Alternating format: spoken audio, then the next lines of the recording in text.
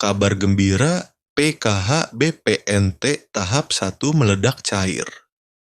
Rp600.000 di kartu KKS ini infonya. Halo Sobat Info Bansos terkini, apa kabar semuanya?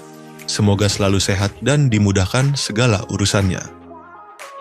Kembali lagi di channel ini, tempatnya kita berbagi informasi terbaru dan terpercaya seputar bantuan sosial dari pemerintah. Nah, di video kali ini saya akan menyampaikan kabar gembira. Karena tepat hari ini, Januari 2026, ada banyak sekali bantuan sosial yang cair untuk masyarakat penerima manfaat. Jadi, silakan disimak baik-baik, jangan sampai ketinggalan informasinya. Pertama, Program Keluarga Harapan PKH. PKH kembali dicairkan untuk berbagai kategori. Mulai dari ibu hamil, balita usia 0 sampai 6 tahun, lansia di atas 60 tahun, penyandang disabilitas berat, hingga anak-anak sekolah dari tingkat SD, SMP, sampai SMA. Nominal bantuannya tentu berbeda-beda sesuai dengan komponen masing-masing keluarga.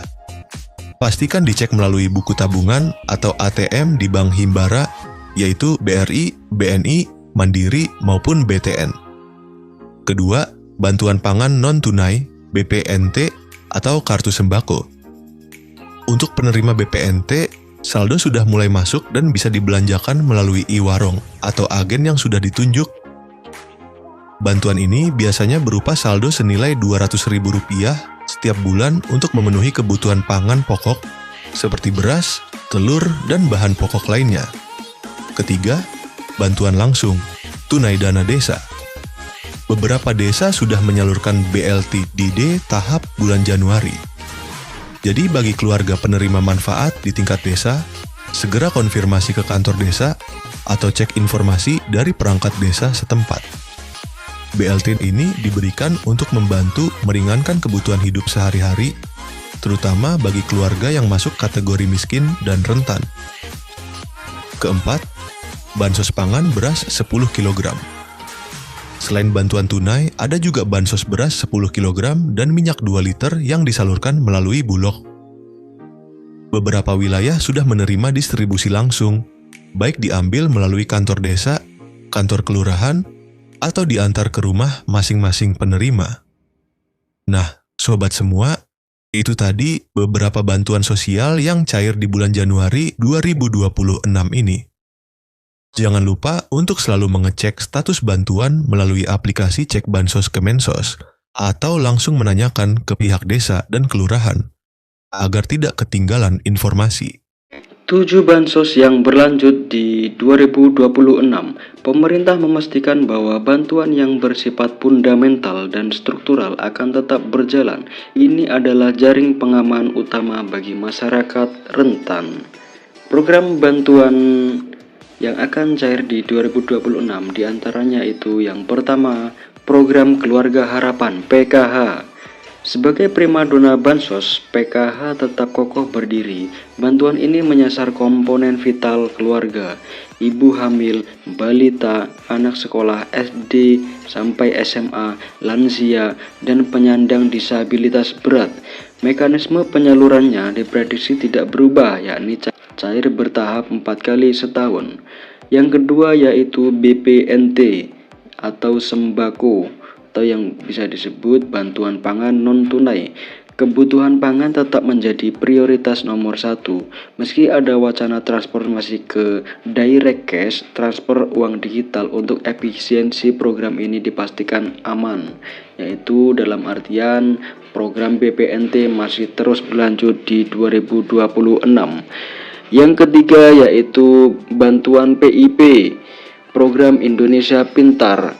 Komitmen mencerdaskan bangsa tidak surut. Anak-anak dari keluarga prasejahtera tetap dijamin akses pendidikannya melalui bantuan tunai PIP.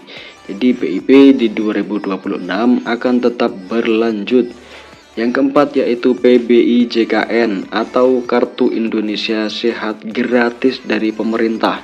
Kesehatan adalah hak dasar. Subsidi iuran BPJS Kesehatan bagi 40% penduduk termiskin tetap ditanggung penuh oleh negara. Bantuan beras 10 kg. Program cadangan pangan pemerintah CPP ini diprediksi kuat akan diperpanjang, berfungsi sebagai bantalan saat harga beras gejolak atau terjadi kerawanan pangan. Jadi bantuan beras di tahun 2026 akan tetap berlanjut. Yang keenam yaitu atensi lansia dan disabilitas berat. Kementerian Sosial terus menyalurkan bantuan rehabilitasi sosial baik berupa alat bantu, kursi roda, alat dengar maupun makanan bagi lansia tunggal dan disabilitas. Untuk yang ketujuh, bantuan pena pahlawan ekonomi Nusantara. Ini adalah bintang baru bagi KPM usia produktif di bawah 40 sampai 45 tahun yang sudah lama menerima bansos. Pemerintah menawarkan modal usaha hingga 5 juta rupiah. Syaratnya harus siap graduasi atau mundur dari kepesertaan bansos reguler. Setelah usahanya mandiri ya. Jadi nanti akan ada pengembangan apa skill-skill yang bisa dipelajari dan dipraktekkan. Dalam artian harus melalui proses graduasi secara mandiri atau graduasi secara sukarela. Tidak semua kabar itu manis ya. Ini dia yaitu kabar di tahun 2026 menjadi akhir perjalanan bagi bansos yang sifatnya ad hoc atau sementara.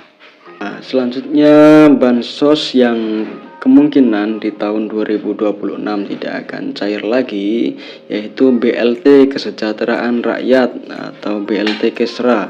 BLT mitigasi bantuan tunai tambahan yang sering cair di momen tertentu seperti saat inflasi tinggi atau El Nino dikabarkan berhenti total per 31 Desember 2025. Sifatnya yang fleksibel dan temporer membuat program ini tidak masuk dalam anggaran rutin jangka panjang 2026.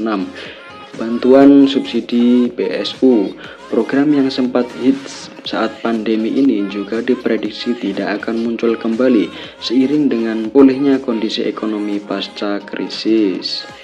Ya, jadi ada beberapa bantuan yang kemungkinan di tahun 2026 tidak akan cair atau tidak rutin cair per bulan sesuai dengan kondisi yang ada di lapangan seperti inflasi tinggi atau El Nino dan lain sebagainya. Ya, lalu isu yang sangat hangat di tahun 2026 yaitu era baru bansos digital dan seleksi alam KPM. Isu paling strategis di tahun 2026 adalah digitalisasi dan validasi ketat. Pemerintah melalui bocoran dari Menko Luhut Binsar Panjaitan merencanakan peluncuran sistem bansos digital berbasis artificial intelligence atau AI. Tujuannya yaitu memberantas hantu bansos alias penerima fiktif, penerima ganda atau salah sasaran. Jadi concern pemerintah sangat concern di situ ya, seperti penerimanya yang nggak ada atau bansosnya tetap cair, meninggal tetap bansosnya cair, atau penerima ganda atau salah sasaran. Itu pasti menjadi concern agar efisiensi menggunakan artificial intelligence.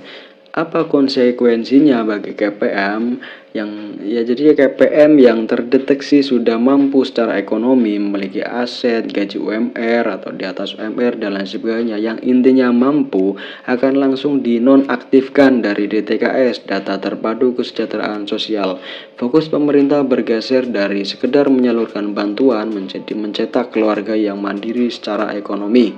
Saran bagi KPM, jadi simak secara sesama dan teliti.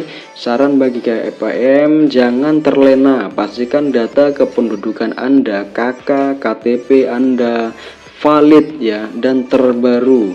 Jadi ketika ada perubahan apapun itu disampaikan ke Dispenduk, datanya itu harus yang valid dan terbaru. Bagi yang masih muda dan produktif, manfaatkan program Pena untuk memulai usaha.